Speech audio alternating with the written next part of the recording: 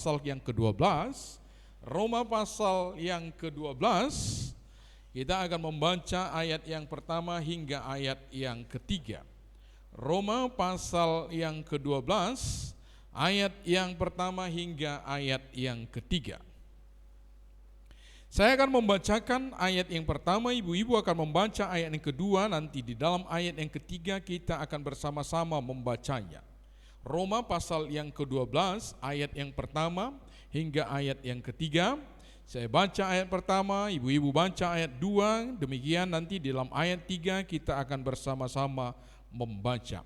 Demikian firman Tuhan. Karena itu saudara-saudara, demi kemurahan Allah, aku menasihatkan kamu supaya kamu mempersembahkan tubuhmu sebagai persembahan yang hidup, yang kudus dan yang berkenan kepada Allah. Itu adalah ibadahmu yang sejati.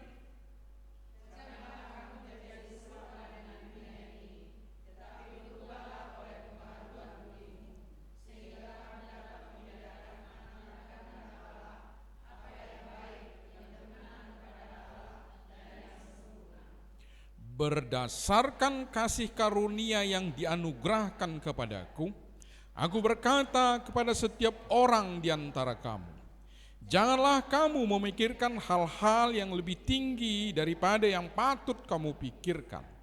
Tetapi hendaklah kamu berpikir begitu rupa, sehingga kamu menguasai diri menurut ukuran iman yang dikaruniakan Allah kepada kamu masing-masing. Sejauh ini pembacaan firman Tuhan. Roma pasal yang ke-12 ini, ibu-ibu yang dikasihi oleh Tuhan Yesus, disajikan atau dituliskan oleh Paulus setelah dia panjang lebar membicarakan bagaimanakah orang-orang berdosa ada bersama-sama dengan Tuhan. Bagaimanakah orang-orang yang harus dimurkai menjadi kekasih-kekasih Tuhan? Bagaimanakah orang-orang yang tidak punya harapan diberikan harapan oleh Tuhan Yesus? Bagaimanakah orang-orang yang tidak dilayak dikasihi sekarang di dalam Yesus mereka adalah orang-orang yang dikasihi. Secara panjang lebar Paulus mengutarakan itu dalam bentuk argumentatif atau apologetik dikatakan oleh bahasa teologinya. Jadi Paulus menghantarkan jemaat itu bahwa ada sesuatu yang dilakukan oleh Allah kepada orang yang tidak mungkin, kepada orang yang harus dimurkai, kepada orang yang harus menerima ganjaran daripada semua apa yang sudah mereka lakukan selama itu, yaitu dosa dan dosa yang sudah diperbuat oleh manusia itu yang diwarisi dari nenek moyangnya Adam. Apakah bagian mereka? Mereka akan masuk di dalam penghukuman, akan masuk di dalam murka Allah yang menyala-nyala itu. Namun begitu besarnya kasih Allah dalam Roma pasal yang kelima untuk menunjukkan kasih itu tidak sembarangan. Yesus sampai harus mati, matinya di kayu salib yang sangat mengerikan itu. Itulah yang diperbuat oleh Tuhan kepada orang-orang yang sudah jatuh di dalam dosa itu. Sekarang mereka yang sudah ditebus itu, sekarang orang-orang yang kembali dikasihi itu, dikatakan demikian. Karena itu, karena apa? Karena Kristus telah menebus kamu. Karena apa? Karena Kristus mengasihi kamu. Karena apa? Karena kamu orang yang sudah harusnya dimurkai, sekarang dikasihi. Karena itu, saudara-saudara, demi kemurahan Allah, aku menasihatkan kamu. Kamu sudah ditebus dengan darah yang mahal. Kamu sudah ditebus dengan cara yang sangat-sangat mengerikan yang dialami oleh Tuhan Yesus. Sekarang aku berkata kepadamu supaya kamu mempersembahkan tubuhmu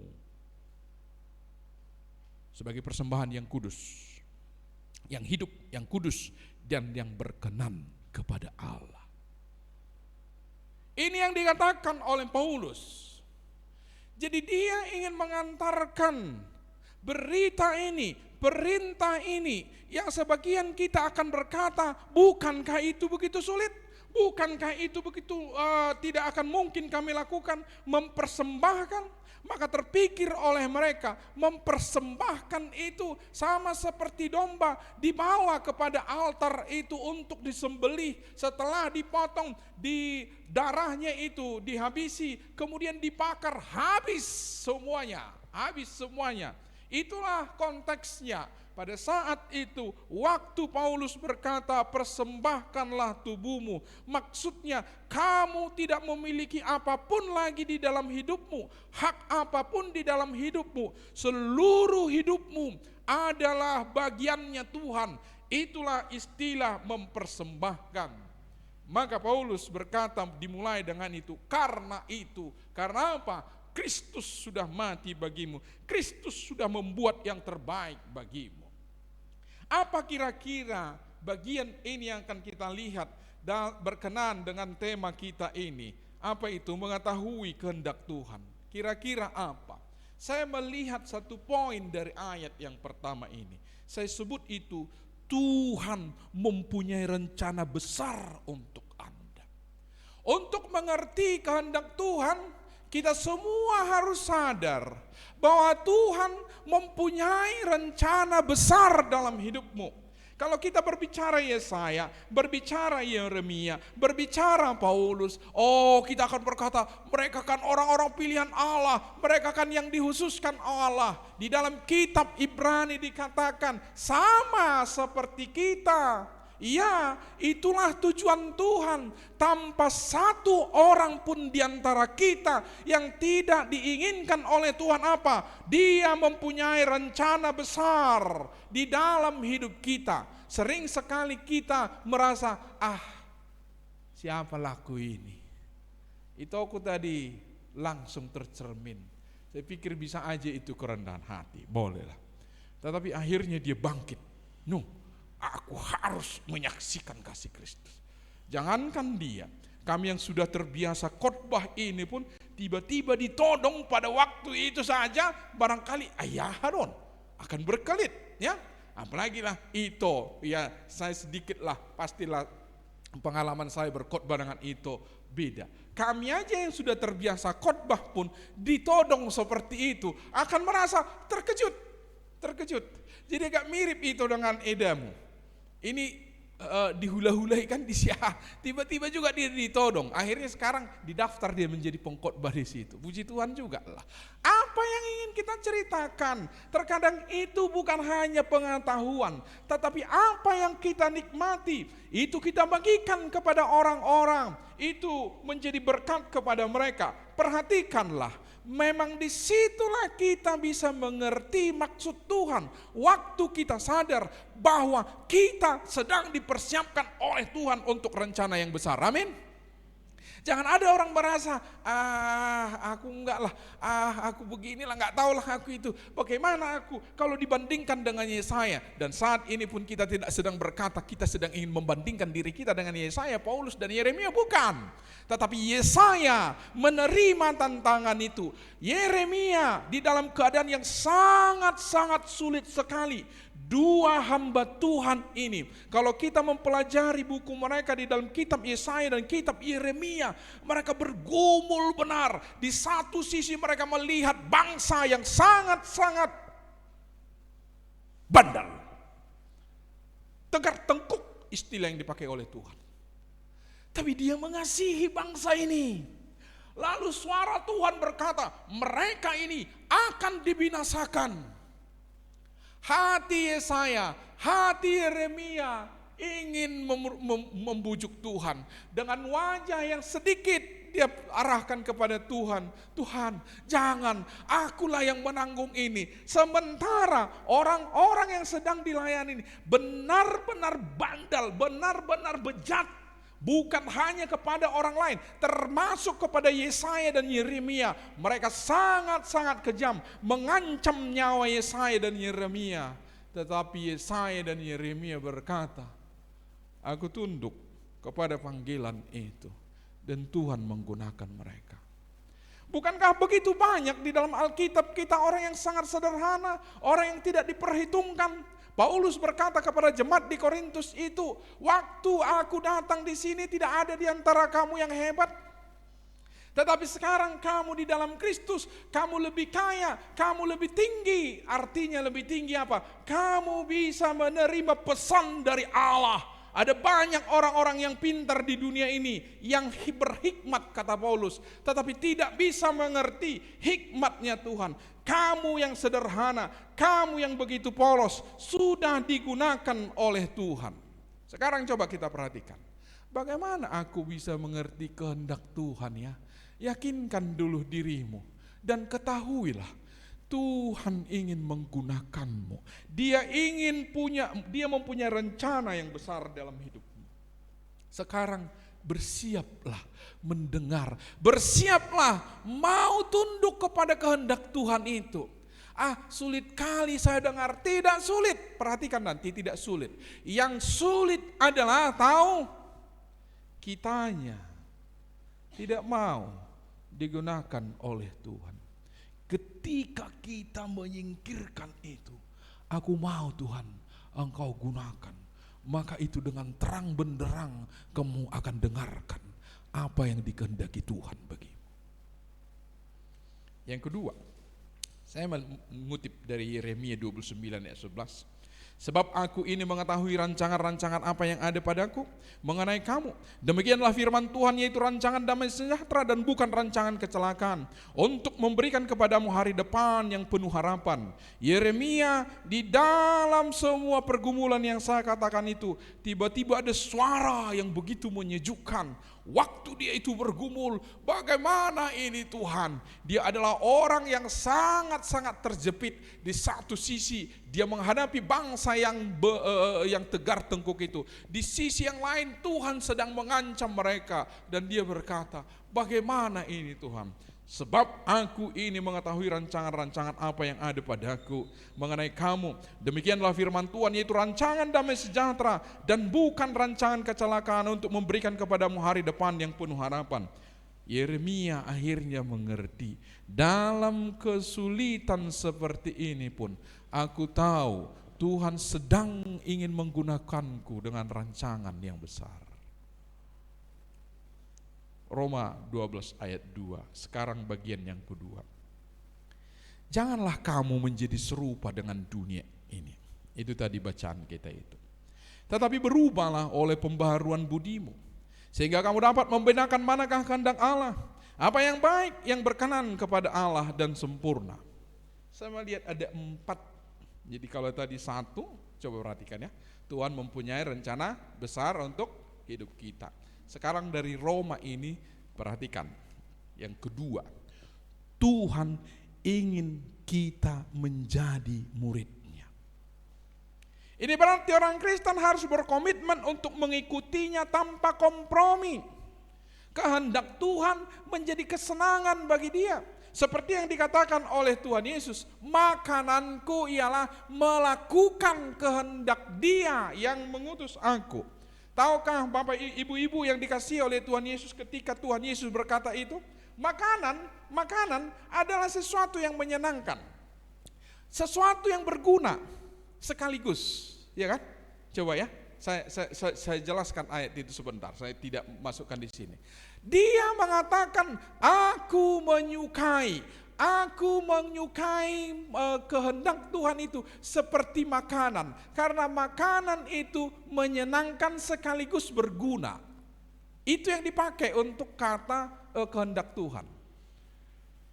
Apa yang berguna untuk kesehatan lagi ya? Olahraga ya. Ada banyak ibu-ibu yang suka berolahraga di sini. Tapi banyak orang nggak suka berolahraga. Tahu kita bahwa berolahraga itu menyehatkan, ya kan? Tapi gak menyenangkan bagi sebagian orang. Kebanyakan orang lah, aduh olahraga, bangun pagi cukuplah gerak-gerak, udah olahraga, udah gak mana olahraga, hanya gini tadi, sampai gini pun tangannya gak sampai. Karena apa? Tidak menyenangkan sih. Makan menyenangkan. Mana ada orang di antara kita 3 kali sehari olahraga? Makan, yang gak 4 kalinya. Karena kita butuh makanan. butuh, dan menyenangkan. Enak sih. Kadang ini kadang kita udah dibatasi. Kurangi makan itu loh. Kolesterol lah, udah kita mulai pikirkan kolesterol. Tetapi Tuhan Yesus berkata, makananku ialah melakukan kehendak Tuhan. Jadi itu bagi dia adalah menyenangkan. Sekarang nanti buktinya bahwa itu pun bisa menyedihkan, tetapi Tuhan Yesus berkata, itu menyenangkan bagiku karena aku tahu Bapakku yang menyuruhnya. Sekarang Tuhan katakan, aku mau supaya kehendakku itu menyenangkan, harus menyenangkan bagimu. Di dalam Lukas 9 ayat 23 ini katanya kepada mereka semua, setiap orang yang mau mengikut aku, ia harus menyangkal dirinya, memikul salibnya setiap hari dan mengikut aku. Memikul salib, menyangkal diri adalah sesuatu yang sulit bagi kita. Tetapi Tuhan Yesus berkata, itu harus menyenangkan bagimu. Karena akhirnya kamu tahu, inilah maksud Tuhan yang tidak mungkin menjebak. Inilah maksud Tuhan yang akan membawa aku kepada kebaikan. Inilah maksud Tuhan yang akan membuat saya ini berbahagia. Maka Yesus katakan, makananku ialah melakukan kehendak Tuhan. Sekarang dikatakan, kehendakku ialah apa? Supaya kamu menjadi murid. Kehendakku adalah supaya kamu mengikut aku, memikul salibmu, menyangkal dirimu. Itulah yang harus kamu lakukan. Ibu-ibu, apa ya kehendak Tuhan bagiku? Sering sekali suara yang lantang dari Tuhan itu tertutup telinga hati kita ini. Karena apa? Keinginan-keinginan yang tidak sesuai. Karena apa? Tidak mau memikul salib. Karena apa? Tidak mau menyangkal diri. Benarlah, dia akan terhalang dan kita tidak akan dengar dengan nyaring. Kita tidak akan dengar dengan baik apa yang diinginkan oleh Tuhan. Karena kita sudah membatasi, sudah menutup telinga kita, sudah membuat penghalang-penghalang suara itu semakin jelas kepada kita. Apa itu? Penyangkalan diri.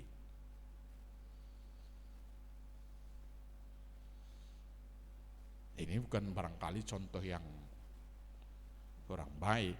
Ada orang yang udah sakit mata, terus saja gak bisa dia gak nonton. Ada orang yang sudah kolesterol pun gak bisa menyangkal diri untuk makan. Itu dalam hal-hal yang masih ringan tuh. Dunia ini akan membawa kita kepada satu hal yang sangat-sangat mengerikan, yang tidak berguna sesungguhnya. Tetapi begitulah dia menawarkan kepada kita, seakan-akan kalau kita tidak masuk di situ, tidak mengikuti zaman ini, dan kita tidak sedang berbahagia. Siapa bilang? Saya melihat beberapa bulan-bulan terakhir ini, banyak pejabat-pejabat yang akhirnya ditangkap. Tahu karena apa? Apa namanya itu? Pamer, flex.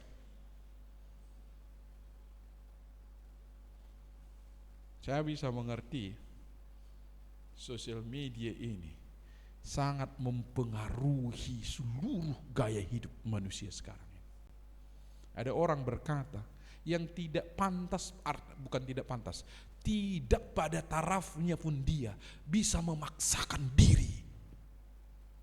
Saya mau bicara ini kepada ibu-ibu di sini, karena kita mau taat firman Tuhan. Ada orang yang akhirnya menghancurkan hidupnya karena apa? Hanya hal-hal yang sangat-sangat duniawi ini. Tuhan katakan, kita harus bisa menyangkal diri. Kamu adalah anak-anak tebusanku. Bukannya dikatakan karena itu Engkau sudah mendapat lebih daripada apapun. Penghargaan-penghargaan dunia ini itu tidak sebanding dengan penghargaan Bapamu yang di sorga. Bahkan di dalam Roma pasal yang ke-8 itu dikatakan justru sebaliknya, penderitaan yang kamu alami sekarang ini tidak sebanding dengan kemuliaan yang akan datang. Oh, tidakkah bisa kita eksis? Bisa. Tapi yang disangkal di sini, yang dikatakan di sini, kita harus bisa memanage diri kita. Ya, aku bukan yang dulu lagi. Ya ibu-ibu, perhatikan. Kalau tidak, susah sekali suara itu.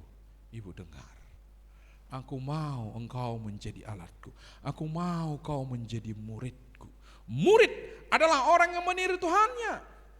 Ibu-ibu tampil dimanapun, ibu-ibu bisa menjadi berkat. Tetapi sebaliknya, yang tidak dapat menyangkal dirinya, bisa justru menjadi batu sandungan.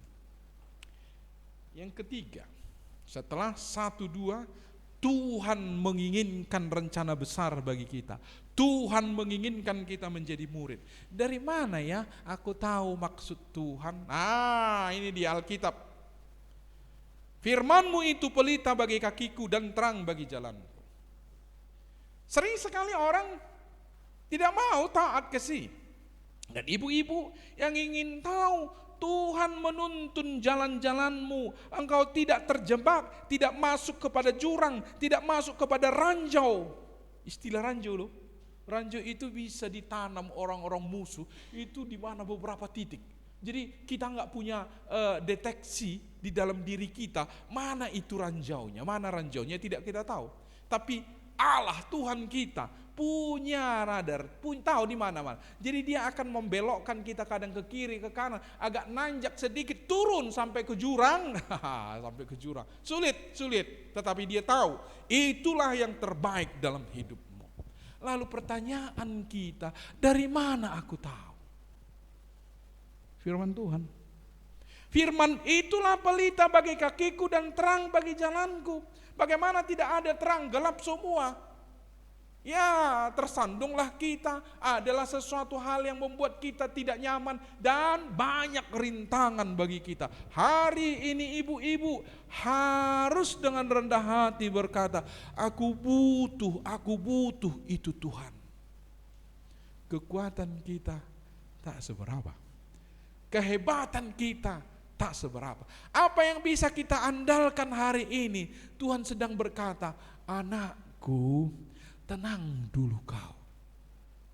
Yang kau pikirnya udah hebat kali kau. Dari mana kita tahu itu? Firman-Nya.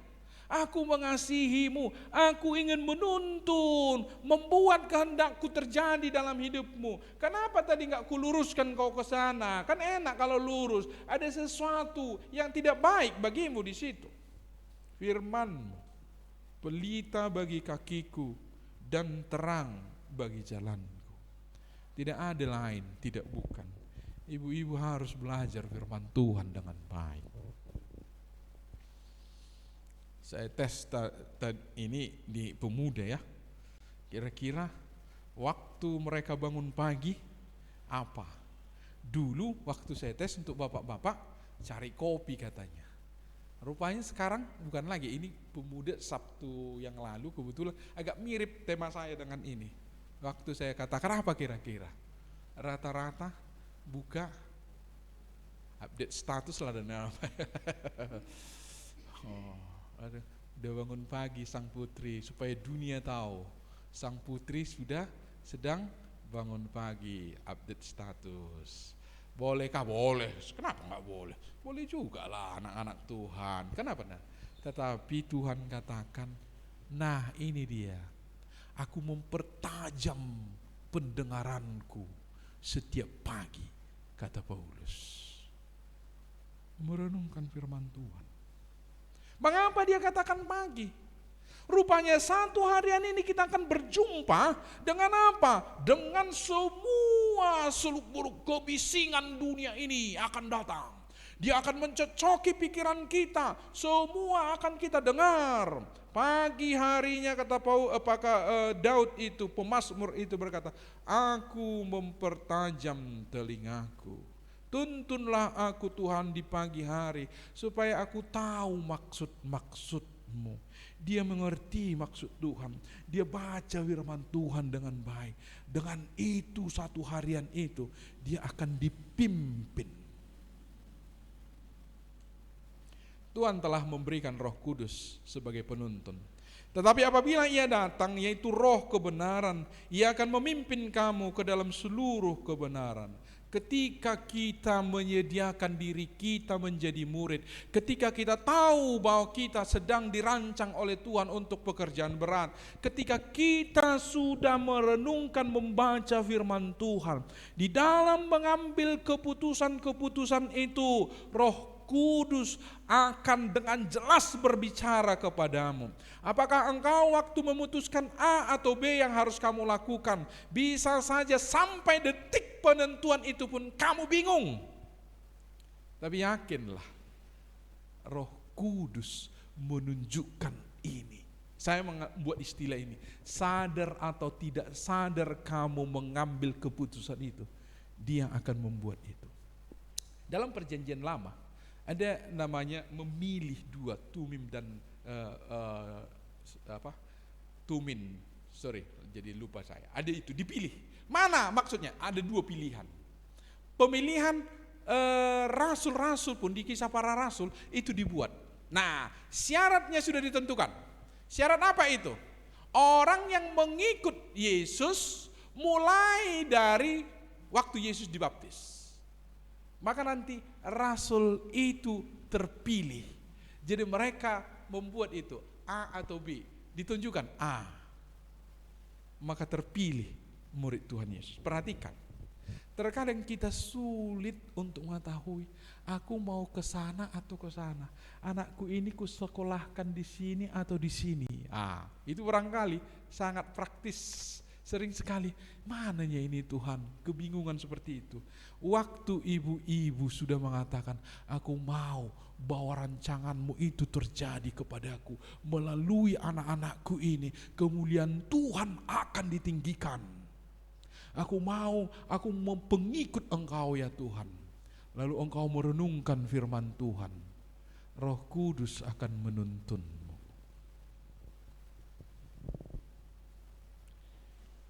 Tuhan berjanji memberikan kita suatu kebijaksanaan jika kita meminta kepadanya dalam doa dan percaya bahwa Ia telah memberikannya. Perhatikan, berdoa. Di dalam ayat ini, Yakobus 1 ayat 5 kita baca bersama-sama, 3 ya.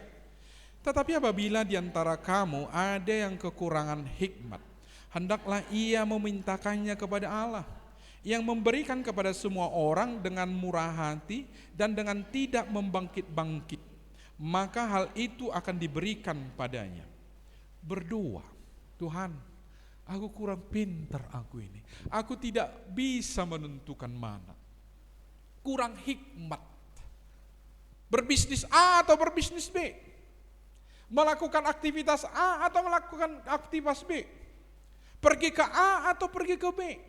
Sungguh aku bingung. Tidak tahu saya ini Tuhan. Aku mau menjadi orang yang tetap di dalam kehendak-Mu. Maka firman Tuhan ini, tetapi apabila di antara kamu ada yang kekurangan hikmat, acungkan saja tangan, iya aku yang kekurangan ini. Hendaklah ia memintakannya kepada Allah. Berdoa.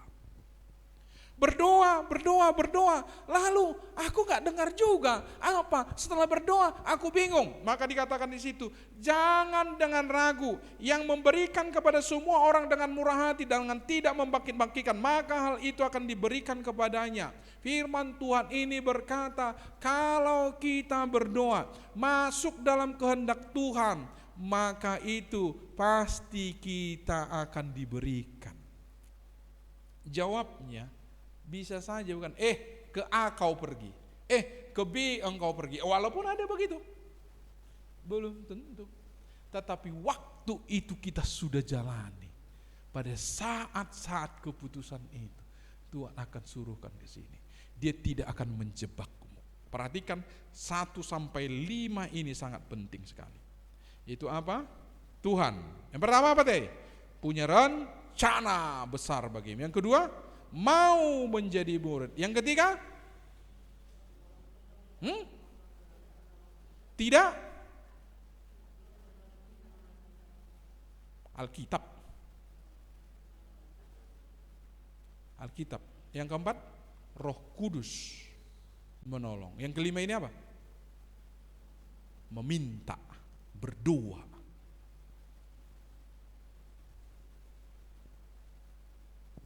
Sekarang bagian yang ayat yang ketiga. Kita baca ayat 3. 3, ya. Berdasarkan kasih karunia yang dianugerahkan kepadaku, aku berkata kepada setiap orang di antara kamu, janganlah kamu memikirkan hal-hal yang lebih tinggi daripada yang patut kamu pikirkan. Tetapi hendaklah kamu berpikir begitu rupa, sehingga kamu menguasai diri menurut ukuran iman yang dikaruniakan Allah kepada kamu masing-masing. Saya melihat ada 4 dari sini. Yang pertama, kita seharusnya mendengar nasihat dari orang yang ditempatkan Tuhan dalam hidup kita. Itu bisa seorang ahli. Ya ibu-ibu ya, kemana ya? Misalnya ada orang yang penyakit jantung.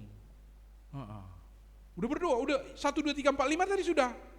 Lalu itu lebih baik ibu tanya kepada siapa? Tanyalah pendeta supaya dia doakan. Lalu tanya ke ahli jantung. Maka Paulus tadi, sesuai dengan karunia yang diberikan Tuhan kepadaku. Setelah itu kita tanya, ini dulu beli kamera ini, kamera apa kita ini? Saya tanyain semua orang, mana yang bagus ya? Murah? Kan begitu kan? Biasanya penentu untuk membeli tahu, murah, bagus, apa lagi? Tahan lama, bisa ngutang. Enggak lah, bisa ngutang. Kan biasanya begitu. Manalah yang cocok, yang baik ya, cocok kami mau. Oh, berapa meter apa kalian itu? Oh, gedung kalian itu. Paling-paling 10 meter lah. Oh, 10 meter enggak usah lagi di atasnya ini, mahal, langsung 2 kali lipat. Bolehkah seperti itu? Boleh. Jangan ragu. Jadi Tuhan yang memberi hikmat itu, segala pengetahuan Tuhan yang memberi. Jadi tanya kepada orang yang punya karunia untuk itu. Ditanya. Nggak boleh sombong rohani. Saya berikan contoh ya. Agak menyedihkan sih dari keluarga kami. Dulu dia anaknya lah satu-satunya loh. Demam berdarah. Sudah cukup sebenarnya ilmu kedokteran untuk mengatasi itu. Kecuali udah sangat kritis ya. Kalau cepat diketahui atau pada tingkat-tingkat tertentu hampir bisa diatasi sekarang ini. Ya kan ini udah tahu itu. Lalu setahu bagaimana dia punya pengertian yang salah. Saya harus katakan pengertian yang salah. Dia nggak mau. Harus Tuhan yang menyembuhkan ini. Begitu. Harus Tuhan yang menyembuhkan. Gak mau dia. Lalu singkat cerita aja lah. Karena ini agak sedih. Lewat anak itu. Lihat, mendengar kehendak Tuhan, suara Tuhan. Paulus katakan sesuai dengan karunia yang diberikan Tuhan kepadaku.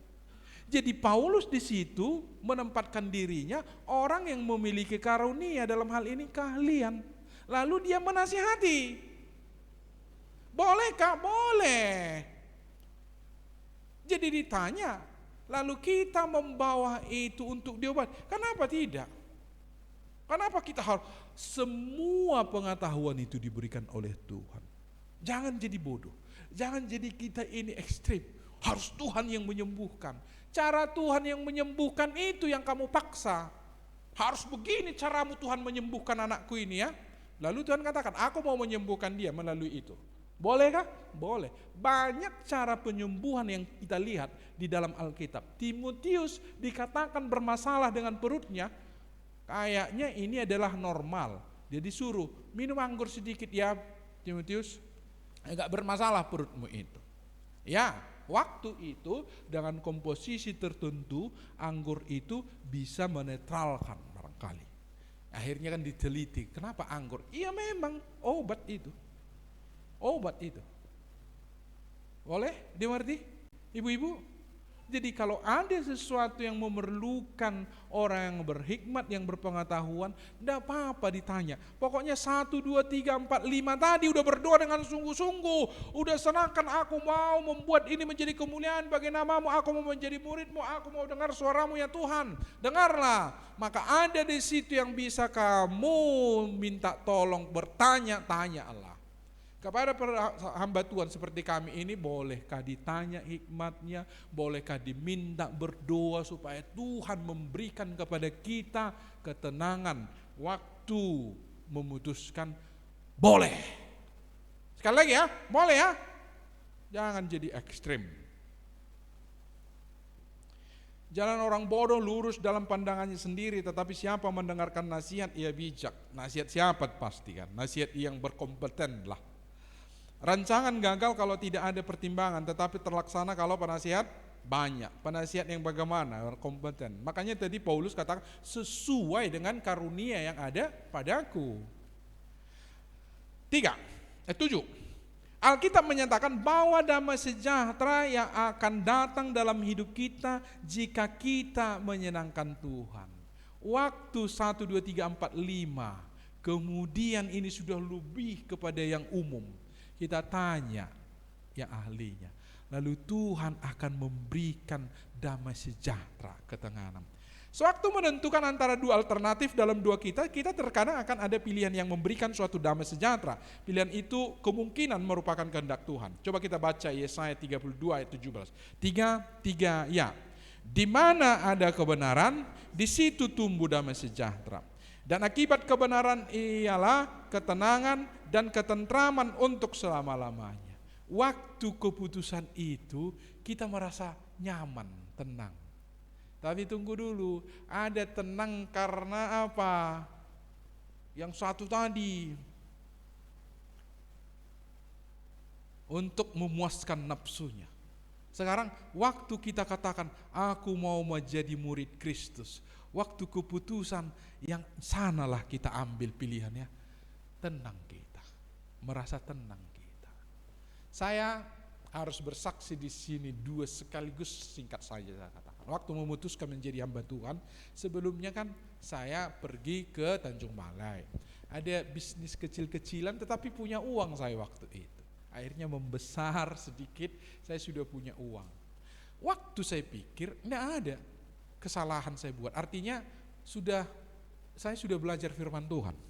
Jadi berbisnis itu bukan karena saya menipu, enggak. Sampai saat ini saya enggak ada saya tipu. Artinya kan beruntung biasa aja. Saya katakan, saya membeli ini begini, ini saya jual, bagaimana setuju. Semua orang senang membeli itu, barang-barang saya. Adalah uang saya. Tapi begitulah gedebak-gedebuk terus hati saya.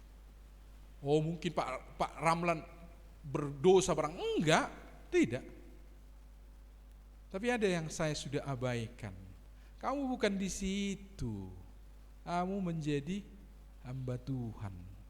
Jelas, penginjil. Jelas itu. Waktu saya putus, enggak lama lagi itu. Plong lah. Dulu hampir enggak bisa tidur.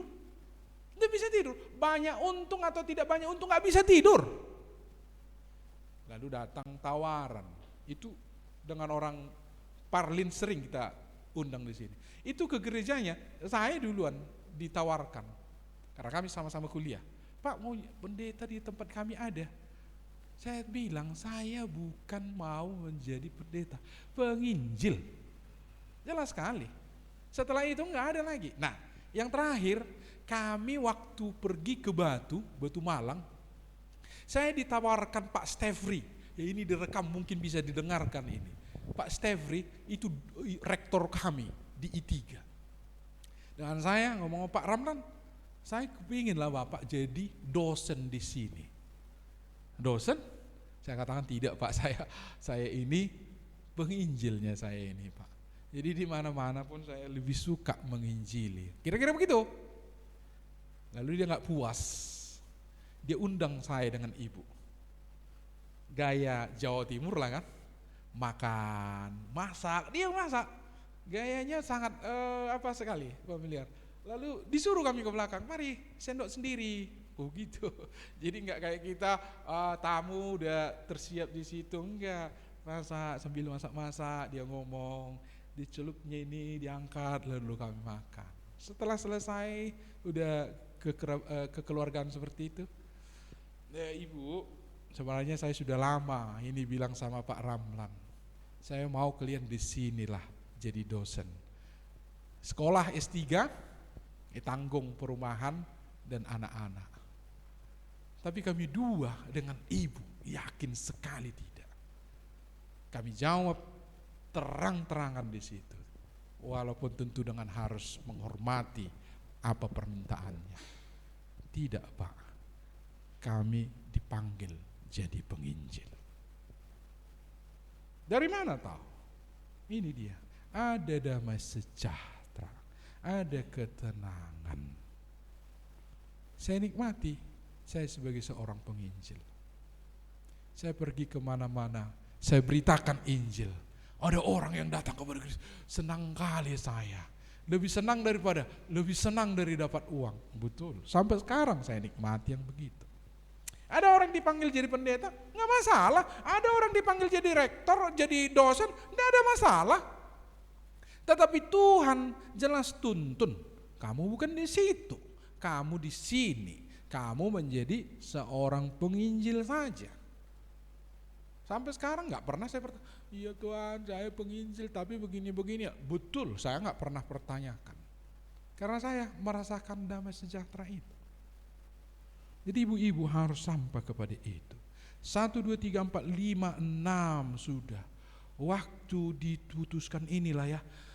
Long rasa ya itu cocok. Muncul itu.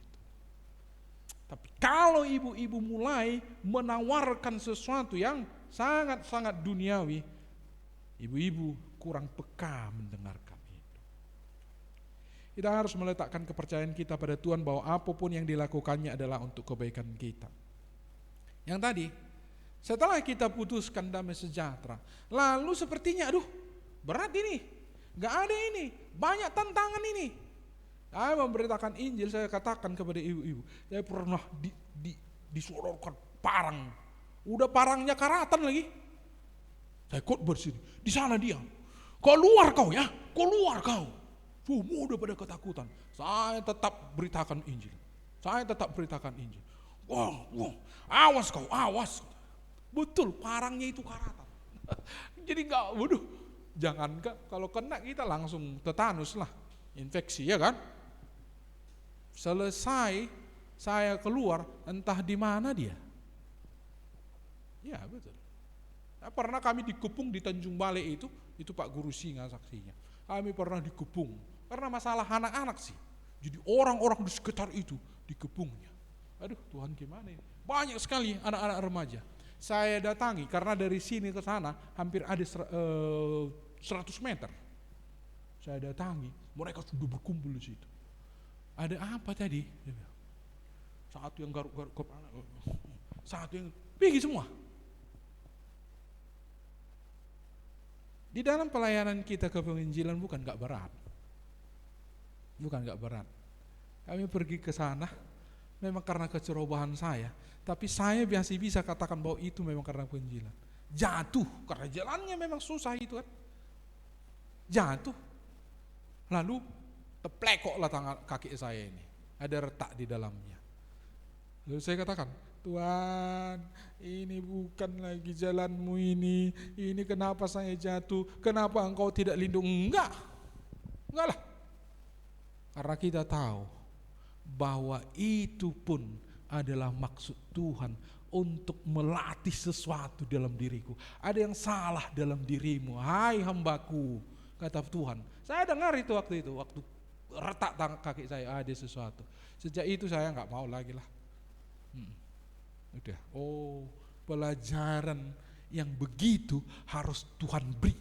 Karena apa? Tuhan Tuhan, percayalah kepada Tuhan dengan segenap hatimu dan janganlah bersandar pada pengertianmu sendiri. Akuilah Dia dalam segala lakumu, maka Ia akan meluruskan jalanmu. Rupanya Tuhan memiliki maksud di dalam kesulitan-kesulitan sekalipun, itu adalah maksud yang baik bagi kita. Amin. Amin. Jadi bagaimana saya bisa mengerti? Jangan terus mundur kalau datang. Aduh, kenapa lah dulu saya pilih ini, rupanya bukan ini, buktinya saya ini sangat sulit sekarang. Tertawalah di dalam sulitmu, karena Tuhan akan memunculkan kebenaran. Ayat 9, nomor 9 terakhir. Tuhan telah memberikan kepada setiap kita suatu talenta dan kemampuan untuk dipakai dalam pelayanan kepadanya. Tidak semua kita menjadi pengkhotbah seperti ini. Di mana aku Tuhan? Bagaimana aku mendengar? Lihat kemampuanmu, lihat talentamu, lihat bagian yang sudah dititipkan Tuhan bagimu. Itulah yang harus kamu lakukan. Lalu 1, 2, 3, 4, 5, 6, 7, 8 kita sudah lihat tadi. Bagi kita intinya 1, 2, 3, 4, 5 dulu. Ingat ya. 1, 2, 3, 4, 5 tahu? Sekali lagi. Supaya gampang, hafal.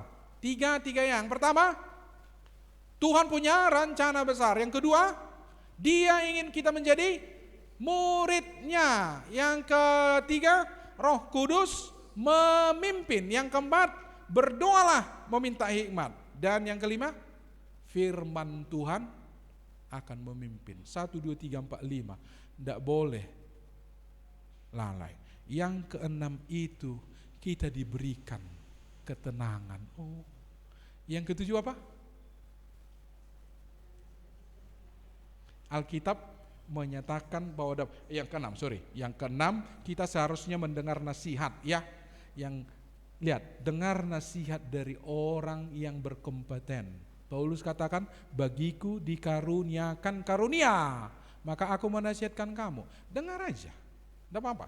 Yang ketujuh, akan ada damai sejahtera. Yang kedelapan, kita harus meletakkan kepercayaan. Oh, semua yang diperbuat Tuhan, walaupun waktu aku memilih A, akhirnya seperti rugi, seperti ada penderitaan, tidak masalah. Teruskan aja. Pokoknya 1, 2, 3, 4, 5, 6, 7 tadi sudah berjalan, maka ikutilah. Saya akhiri dengan rumus yang sederhana ini. Dari mana saya tahu bahwa itu kehendak Tuhan? Adik-adik ini bertanya ini. Saya katakan begini. Kamu sudah berdoa sungguh-sungguh dan mau tunduk kepada apa yang dikatakan Tuhan. Lalu kamu lakukan juga dengan sungguh-sungguh. Sekarang jawabnya. Setelah dilakukan dan setelah berdoa dengan sungguh-sungguh, ternyata dapat. Bersyukurlah. Itu memang kehendak Tuhan. Setelah berdoa sungguh-sungguh, setelah dilakukan dengan sungguh-sungguh, ternyata tidak dapat. Itu pun kamu harus katakan, inilah maksud Tuhan.